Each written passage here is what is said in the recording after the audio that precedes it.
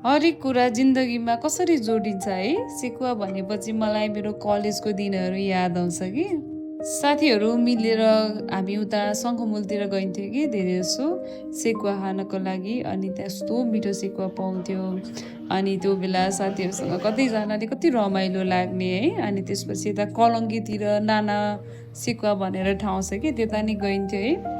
कस्तो हरेक कुरा अहिलेको लाइफमा जाँदाखेरि हरेक कुरा कस्तो रिलेट हुने कि साथीहरू कता कता पुगिसक्यो है। तर यस्तो कुराहरूले पहिलाको दिनहरू याद दिलाउने है।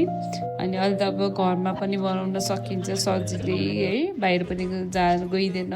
सो त्यो दिन पहिला बाहिर जाँदा खाँदा र घरमा खाँदाको मजा त छुट्टै छ। तर पनि साथीभाइसँग जाँदा छुट्टै आनन्द आउने कि जो कलेज दिन हुँदा धेरै रमाइलो गर्नुपर्ने रहेछ कि अहिले बल्ल त्यो मेमोरी सम्झेर एकदम खुसी लाग्छ।